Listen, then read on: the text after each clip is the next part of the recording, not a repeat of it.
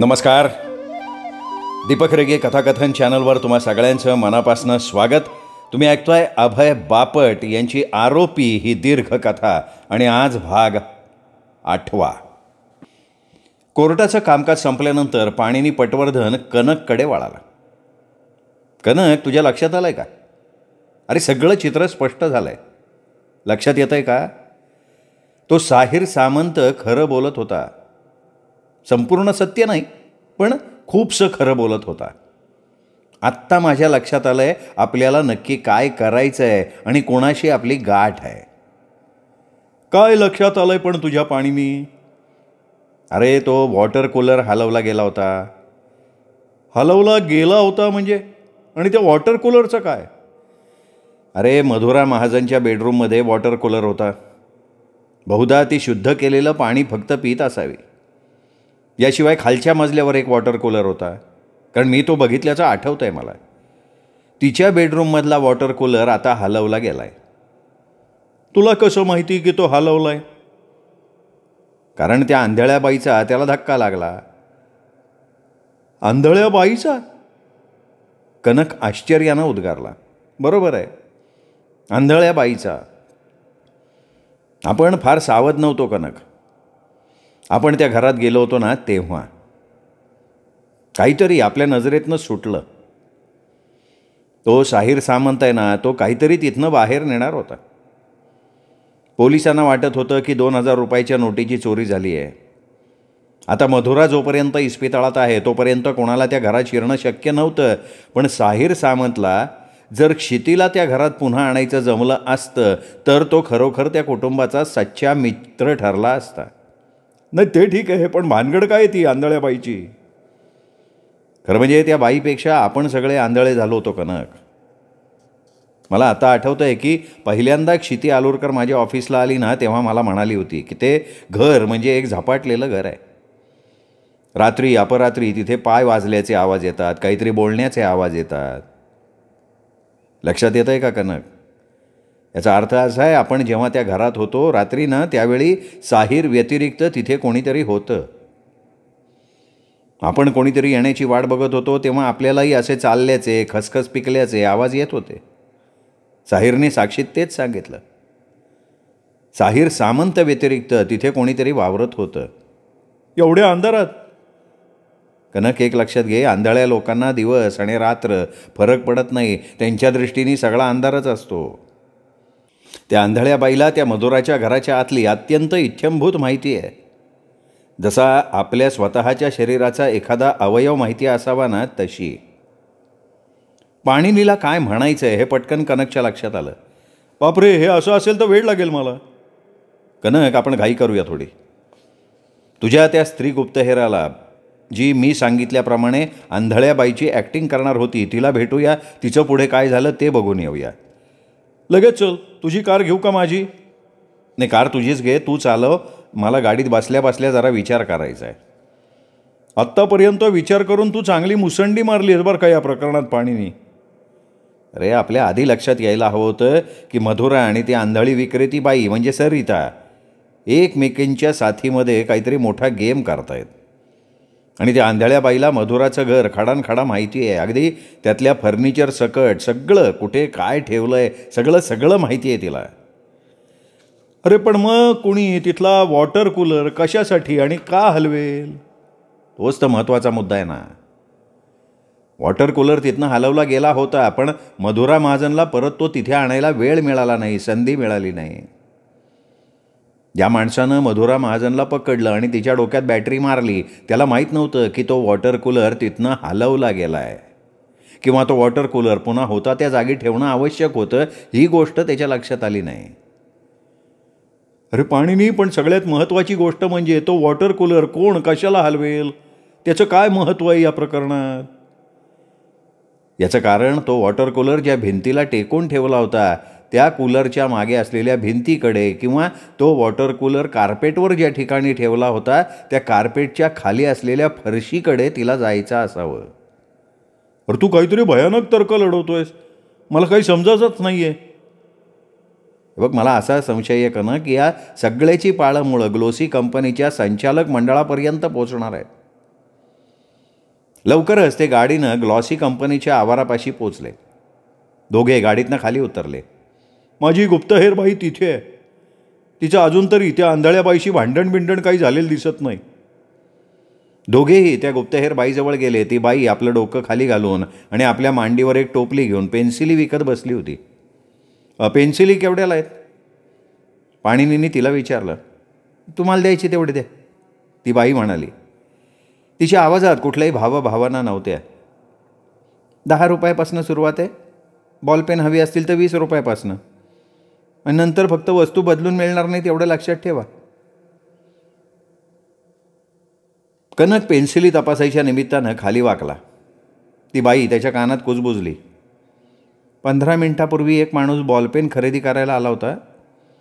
त्यांनी पैसे देताना माझ्या टोपलीत एक चिठ्ठी टाकली. मला दाखवतेस का ती चिठ्ठी? आत्ता दाखवली तर आपल्याकडे लक्ष असणाऱ्या माणसांना संशय येईल. त्या चिठ्ठीवर फक्त आकडे आहेत, बाकी काही नाही. आकडे लिहिलेल्या 2 ओळी आहेत. आम्ही तुझ्यासाठी टॅक्सी पाठवायची व्यवस्था करतो. तुझी बॅग, बॉलपेन, पेन्सिल सगळं घेऊन त्या टॅक्सीत बस आणि कनकच्या ऑफिसमध्ये जा. तुझ्याबरोबर ती चिठ्ठीही घे. म्हणजे मी आणखीन इथे थांबायची गरज नाही? नाही, आता थांबायची गरज नाही. तू तुझं काम चांगलं केलं आहेस. इथून निघून जा आता पटकन. खऱ्या आंधळ्या बाईनं तुला शोधून काढायच्या आत. मला वाटलं होतं मी त्या बाईशी काही वादविवाद करावेत, ते रेकॉर्डिंग करून घ्यावं असं तुमच्या मनात आहे. नाही, आधी होतं माझ्या मनात, पण मध्यंतरी काही घटना घडली आहे, त्यामुळे आता त्याची आवश्यकता नाही आहे. नेमकं काय आहे त्याचं चित्र माझ्या मनासमोर बरोबर उभं आहे. त्यामुळे रेकॉर्डिंग वगैरेची गरज नाही आता. पाणिनींनी अर्थपूर्ण नजरेनं कनककडं बघितलं आणि त्याने आपल्या खिशातनं काही पैसे काढले, तिच्या टोपलीत टाकले. खालची 2 बॉलपेनं उचलली आणि ती पाणिनीच्या हातात दिली. कोणी बघत असेल आपल्याकडे तर राहू दे. पाणिनी आणि कनक दोघेही तिथून चालत आपल्या कारपाशी गेले. तिथून त्यांनी एका टॅक्सीला हात केला आणि त्या स्त्री गुप्तहेरासाठी टॅक्सी पाठवली. आता पुढे काय करायचं? कनक ओजसनं पाणिनीला विचारलं. आपण आता असं करू, आपण त्या मधुरा महाजनच्या घरात जाऊ आणि तो वॉटर कूलर तिथे हलवायचं कारण काय आहे ते शोधून काढू. अरे, हे करताना आपण पकडलं गेलो तर? लक्षात आहे ना, पोलिसांनी आपल्याला त्या घरापासून लांब राहायची आज्ञा दिली आहे. आज्ञा दिली आहे आपल्याला, पण मी माझ्या आशिलाचं प्रतिनिधित्व करतो आहे. पोलिसांचं प्रतिनिधित्व करत नाही आहे ना मी. माझ्या आशिलाच्या मला घरात जायचं नाही अशी आज्ञा काही दिलेलं नाही त्यांनी. अरे, पण त्यांनी आपल्याला पकडलं तर आपली स्थिती अवघड होईल. नाही, अवघड होणार हे खरंच आहे, पण तरीसुद्धा आपल्याला थोडी जोखीम पत्करून भराभरा हालचाल करावीच लागणार आहे. आपण काय करतोय हे त्यांना कळायचे आत आपल्याला त्या हालचाली करायच्या आहेत. हे सगळं माझ्या आकलनाच्या पलीकडचं आहे, पण लक्षात येतं आहे माझ्या की मधुरा महाजन आणि ती अंधविक्रेती म्हणजे सरिता मणिरत्नम या दोघींचा काहीतरी संबंध आहे, हे मात्र नक्की. कनक ग्लॉसी कंपनीच्या निवडणुका आहेत संचालक मंडळाच्या, आणि त्यात जोरात हाणामाऱ्या सुरू आहेत. एकीकडे चंद्रवदन विखारे जो कंपनीच्या अध्यक्षांशी म्हणजे मणिरत्नमशी चांगले संबंध ठेवू नये याच चंद्रवदनची आई म्हणजे शेफाली, ती एखाद्या नागिणीसारखी ग्रीष्म महाजनच्या मिळकतीवर दाबा धरून बसली आहे. या सगळ्यावरनं आपण एक निष्कर्ष असा काढू शकतो की त्या कंपनीत कोणीतरी अशी एक व्यक्ती आहे की ज्या व्यक्तीला त्या कंपनीतली अंतर्गत माहिती उपलब्ध आहे, आणि ती व्यक्ती या अंध व्यक्तीला म्हणजे सरिताला त्या सगळ्या बातम्या पुरवते आहे. म्हणजे 2 व्यक्ती एकावर एक कुरघोडी करणाऱ्या. मग आता सगळ्यात पहिल्यांदा कोणाला झटका द्यायचा आपण? साहिर सामंतला. पण मला नाही वाटत की तो वॉटर कूलर तिथून हलवण्यात आल्याचं आणि त्याला कोणाचा तरी धक्का लागून तो पडल्याचं महत्त्व साहिरला समजलं असेल. बरं, पाणिनी, आपण त्या घरात राजरोसपणे प्रवेश करणार का हळूच प्रवेश करणार आहोत आत्ता? आपण आपली कार राजरोसपणे त्या घराच्या समोर उभी करणार. आपल्याकडे असलेली किल्ली लावून आपण दार उघडणार. स्वतःचं घर असल्यासारखं आपण आत शिरणार. समजा पोलिसांनी नजर ठेवली असेल त्या घरावर तर? तसं असेल तर आपण 5-10 मिनटं जरा बाहेर रेंगाळू, अंदाज घेऊ, मग आत शिरू. पाणिनी आणि कनकनं गाडीतनं उतरून घराच्या दिशेनं चालायला सुरुवात केली. कनक, मला तरी कुठे इथे पोलीस ठेवलेले दिसत नाही आहेत. आपल्याला दिसत नाही आहे त्याचा अर्थ पोलीस नसतील असं नाही बरं का. खरं सांगू का तुला कनक, मी मलाच दोष देतोय. मीच सापळ्याला आमिष लावलं आणि दुसरं कोणीतरी येऊन त्यात बसेल अशी अपेक्षा केली, पण आपणच फसलो. ते जाऊ दे सगळं पाणीनी, पण मला अजून भीती वाटते की पोलिसांनी या घरात येऊ नको असं सांगितलेलं असताना सुद्धा आपण इथे आलो आहे. मीही तुला मागाशी सांगितलं कनक, माझ्या अशिलाच्या हितासाठी काय करायचं हे पोलिसांनी मला सांगू नये, ते मी ठरवणार. पाणीनी म्हणाला आणि त्यांनी निर्धास्तपणे स्वतःजवळची किल्ली लावून दार उघडलं. अरे तू एकदम दार उघडलं, बेल पण नाही वाजवली, घरात कोणी असेल तर? त्याच्याकडे लक्ष न देता पाणीनी आत शिरला सुद्धा आणि जिन्याच्या पायऱ्या चढायला लागला सुद्धा. तो धक्का लागून तुटलेला वॉटर कूलर पोलिसांनी तिथून हलवलेला नव्हता. त्या कार्पेटवर तुटलेल्या काचेचे तुकडे तसेच होते. लक्षात येतंय का तुझ्या कनक काय घडलेलं असावं ते? तो वॉटर कूलर मुळात ज्या ठिकाणी ठेवला होता तिथून तो हलवला गेला होता, पण तू पूर्णपणे उचलून दुसरीकडे ठेवला गेला नव्हता. थोडासा उचलला होता आणि नंतर ओढत ओढत पुढे आणला गेला होता. कारण त्या वॉटर कूलरच्या खुरांची खूण पडली आहे बघ त्या कार्पेटवर. मूळ जागेपासून तो वॉटर कूलर उचलून आत शिरण्याच्या दाराच्या समोर ठेवण्यात आला होता, म्हणजे कोणी आत आलं नकळतपणे त्याची धडपड व्हावी अशा पद्धतीनं. अरे पाणीनी, तू वॉटर कूलरबद्दल काय सांगतोयस एवढं? माझ्या लक्षात येत नाही आहे. वॉटर कूलर कशाला हलवलं असेल कोणी? पण पाणीनीचं त्याच्याकडे लक्षच नव्हतं. तो खाली गुडघ्यावर बसून वॉटर कूलर मूळ जागी होता त्या जागेची पाहणी करण्यात गुंतला होता. त्यांनी आपल्या खिशातनं एक छोटासा चाकू काढला पेनाच्या आकाराचा आणि चाकूनं त्यांनी कार्पेटच्या कडा कापायला सुरुवात केली. त्या कडा कापल्यावर त्यांनी तिथलं कार्पेटवर उचललं. आता हे बघ, या कार्पेटच्या खाली एक चोर कप्पा आहे. कपाळावर आठ्या पाडून पाणीनी दाखवत होता त्या दिशेनं कनकनं बघितलं. तोपर्यंत पाणीनीनं आपला चाकू त्या फटीत घालून लाकडाची फळी उचकटून बाहेर काढली. अरे बापरे, नोटा भरल्यात की या कप्प्यात? 100 आणि 2000च्या नोटा आहेत सगळ्या. पाणीनीने पटकन त्या चोर कप्प्याचा दरवाजा लावून घेतला आणि त्याच्यावर कार्पेटचा तुकडा होता तिथे ठेवला. चल कनक, लगेच बाहेर जाऊ. अरे बाहेर जाऊ म्हणजे नक्की काय म्हणायचं पाणीनी? मला म्हणायचं लगेच बाहेर पडू. अरे पण पैसे इथे सोडून जायचं, त्याचं काय करायचं ठरवलं आहेस? त्यात आपल्याला करण्यासारखं काय आहे? अरे आपल्याला हे सगळं पोलिसांना सांगावं लागणार. तसं तू केलंस ना, ती शेफाली लगेच पुढे येईल आणि ती सांगेल की हे पैसे तिच्या मृत नवऱ्याच्या एकूण मिळकतीचा भाग आहे, त्यामुळे ती त्या पैशाचा ताबा घेईल. अरे ते खरं असलं तरी आपण आत्ता ते पैसे उघड्यावर ठेवून जाऊ शकत नाही. समजा ते पैसे दुसऱ्या कोणाचे तरी असतील किंवा चोरीचे असतील तर? अरे पण ते पैसे आपण तिथे ठेवले नाहीत हे तर नक्की आहे ना. तू ऐकणार नाहीस रे पाणीनी. परमेश्वर करो आणि मधुरा महाजन शुद्धीवर येवो, म्हणजे आपल्याला तिच्याशी मोकळेपणानं बोलता येईल या सगळ्याविषयी. मला आता बरोबर अंदाज यायला लागला आहे काय घडलं असावं. शेफालीनं जरी तिच्या मृत नवऱ्याच्या सगळ्या मालमत्तेवर हक्क सांगितलेला असला आणि त्याचा ताबा घेतला असला तरीसुद्धा मधुरा महाजन हुशार असावी.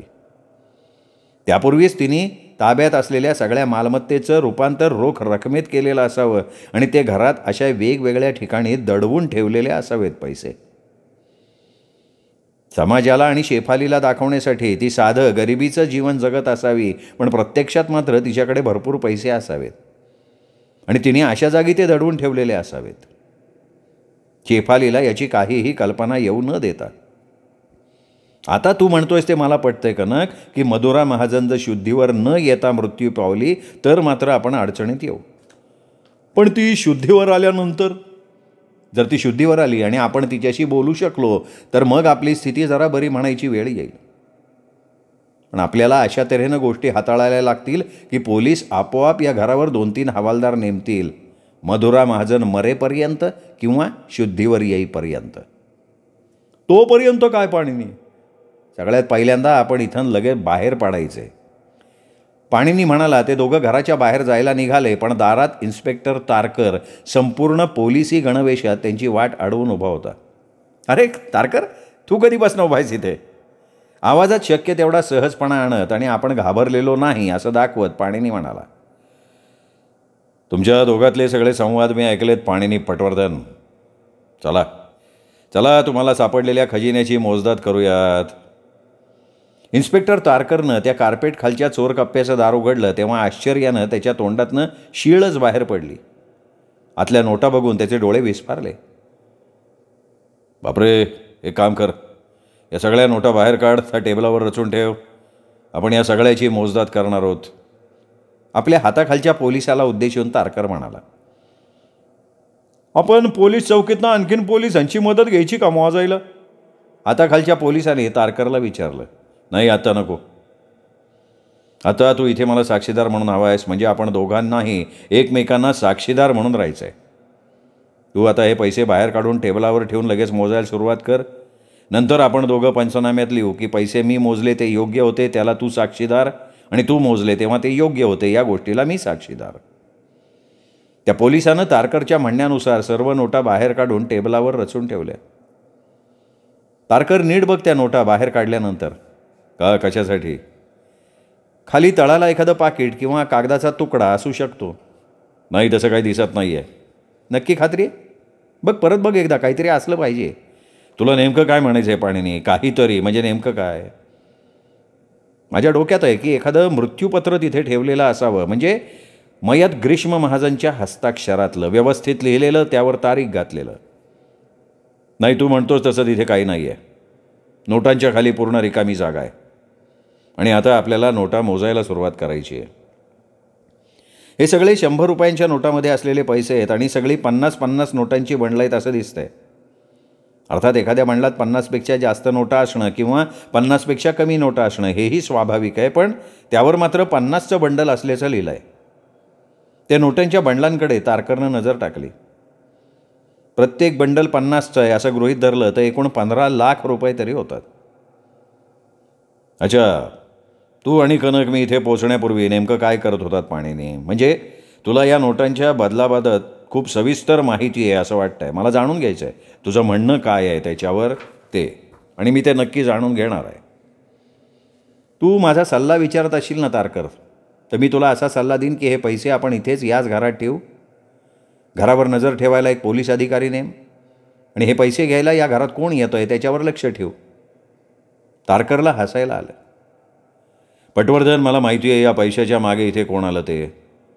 तुझीच अशी क्षिती आलूरकर इथे आली.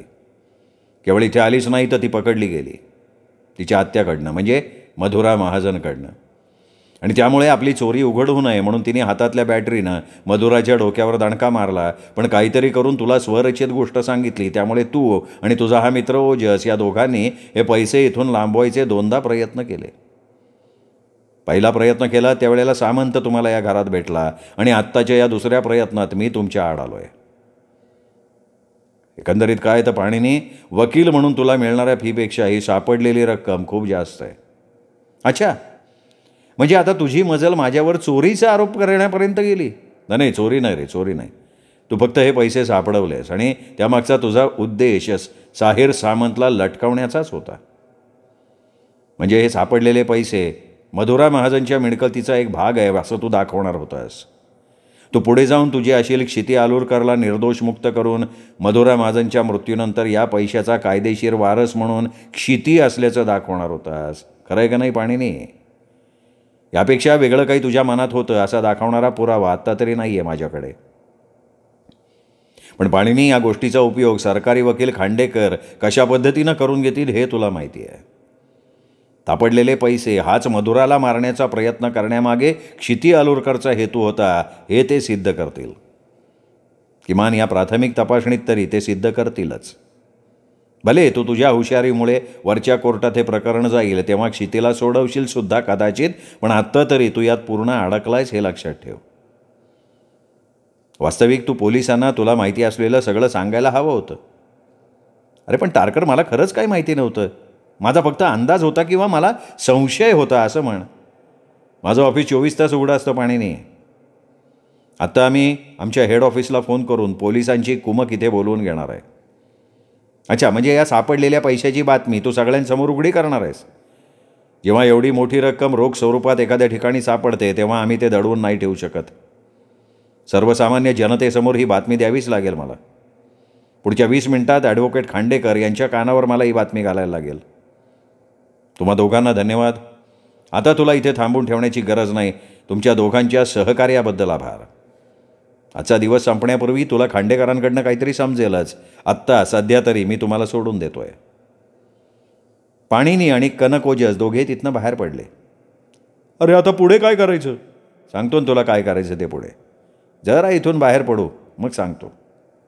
दोघे चालत चालत निघाले. हे बघ, आपण आता बचाव पक्षाच्या वतीनं त्या आंधळ्या स्त्रीवर म्हणजे सरिता मणिरत्नमवर कोर्टात हजर राहण्यासाठी समन्स इश्यू करणार आहोत. आणि हे काम वाटतं तेवढं सोपं नसणार. दुसरं तुला काम असं करायचं आहे की या घरावर पुढच्या आणि मागच्या बाजूला तुझे गुप्तहेर नेमायचे आहेत. मला त्याचा अहवाल तू द्यायचा आहेस. त्याचबरोबर त्या ग्लॉसी कंपनीच्या आवारातसुद्धा तुझे हेर नेमायचे आहेत. आणखीन एक महत्त्वाचं काम ते म्हणजे मीनल गोखले हिच्यावर सुद्धा बचाव पक्षाच्या वतीनं कोर्टात हजर राहण्यासाठी समन्स बजावणी करायची आहे. मीनल गोखले म्हणजे त्या सरिताच्या शेजारी राहणारी आणि त्या सोसायटीची मॅनेजर बाई. हो तीच. त्या बाईला कशाला यायला पाहिजे कोर्टात साक्ष द्यायला? अरे लक्षात येते का तुझ्या कनक? त्या मीनल गोखलेने आपल्याला चक्क गंडवलं आहे. म्हणजे आपण सरिता मणिरत्नमच्या दारावरची बेल जेव्हा वाजवत होतो ना त्यावेळेला ती कविता या मीनल गोखलेला फोन करत होती. तिला ती विचारत होती की ह्या सगळ्या प्रकरणाची प्रगती काय आहे, काय चाललं आहे. आणि जेव्हा तिला कळलं की आपण तिच्या अपार्टमेंटमध्ये येऊन तिला भेटायचा प्रयत्न करतोय त्यावेळेला या मीनल गोखलेने तिला मागच्या दारानं बाहेर काढून स्वतःच्या घरात नेऊन दडवून ठेवलं. म्हणजे जेव्हा मीनल गोखलेबरोबर सरिताच्या घरात शिरून आपण दुसरा मजला तपासत होतो त्यावेळी ती सरिता मीनल गोखलेच्या घरात सुरक्षित होती. माझं तर असं म्हणणं आहे तो दुसरा मजला म्हणजे केवळ दाखवण्याची गोष्ट आहे. ती मीनल गोखले सरिताबरोबरच राहते एकत्र. म्हणजे बाहेरून दाखवायला 2 घरं आहेत, प्रत्यक्षात एकच घरं आहे. कशावरनं असं वाटतंय? कारण त्या जागेत कोणी राहत असेल, कोणाचा वावर असेल असं वाटलंच नाही ना आत गेल्यावर. म्हणजे त्या दुसऱ्या आणि तिसऱ्या मजल्यावर. म्हणजे मला तर असं वाटतं आहे की ते संपूर्ण घर त्या अंध सरिता मणिरत्नमच्या मालकीचं असावं आणि फक्त दाखवण्यासाठी शेजारचं घर मीनल गोखलेचं दाखवण्यात आलेलं असावं. तिला साक्षीदाराच्या पिंजऱ्यात आणण्यापूर्वी ही गोष्ट तिच्याशी बोलावी असं नाही वाटत? नाही, आत्ता बोललो तर ती सावध होईल आणि आपली हकीकत खरी आहे असं भासवण्यासाठी युक्त्या प्रयुक्त्या करेल. याउलट तिला समन्स देऊन कोर्टात बोलवलं तर शपथपूर्वक खोटं बोलायचं धैर्य ती नाही दाखवणार. ठीक आहे, कोर्टातली स्ट्रॅटेजी ठरवण्यात तू एक्सपर्ट आहेस, मी त्याच्यात पडत नाही. हे बघ, दरम्यानच्या काळात असं घडण्याची शक्यता आहे की सरकारी वकील खांडेकर सगळ्या वर्तमानपत्रवाल्यांना बोलवून अगदी न्यूज चॅनलवाल्यांना सुद्धा बोलवून त्या चोर कप्प्यात नोटा सापडल्याच्या बातमीचा गवगवा करतील. ते मुद्दाम या गोष्टीवर भर देतील की जिच्यावर हल्ला झाला आणि जी हॉस्पिटलमध्ये मृत्यूशय्येवर आहे तिच्या घरात ही मोठी रक्कम सापडली आणि ही सापडलेली रक्कम हा मोठा पुरावा आहे. हल्लेखोराचा हल्ला करण्यामागे काय हेतू होता हे सिद्ध करणारा पुरावा आहे. आणि ह्या सगळेच श्रेय ते तारकरला द्यायला मागे पुढे बघणार नाहीत. ते हेही सांगायला कमी करणार नाहीत की तारकरच्या हुशारीमुळे पाणिनी पटवर्धन आणि त्याचा खाजगी गुप्तहेर मित्र यांचे सगळे प्लॅन धुळीला मिळाले. पाणिनी त्या अंधविक्रेती सरिता हिच्या साक्षीवर तू तुझ्या बचावाचा पूर्ण डोलारा उभा करणार आहेस? हो, अर्थात मी अगदी तसंच करणार आहे. तुला असं वाटतं की त्या कंपनीच्या आवारात पेन्सिल विक्री करणं म्हणजे हेरगिरी होती त्या आंधळ्या बाईनं केलेली? पाणिनीने आपली मान होकारार्थी हलवली. मग मला सांग पाणिनी, तू म्हणतोस तसं त्या कंपनीमध्ये नोकरीला असणारी एखादी व्यक्ती जर त्या अंध स्त्रीला म्हणजे सरितेला काही माहिती देऊ इच्छित होती तर ती व्यक्ती तिथे तिच्या टोपलीत चिठ्ठ्या कशाला टाकेल? ती तिला फोन करू शकेल की किंवा पत्र लिहून कळवू शकेल, मेल करू शकेल. नाही, त्याला तसं करायचं नव्हतं कनक. कारण तो ज्या वेळेला तिच्या टोपलीत कंपनीच्या अंतर्गत माहितीची भर टाकत होता त्यावेळेला ती आंधळी स्त्री त्याला काही सूचनासुद्धा देत होती. म्हणजे थोडक्यात काय तर ते दोघं एकाच वेळेला माहितीची देवाणघेवाण करत होते. म्हणजे ती सरिता त्याला काही सूचना किंवा आज्ञा देत होती असं म्हटलंस तरी त्यात गैर काही नाही. येतंय लक्षात?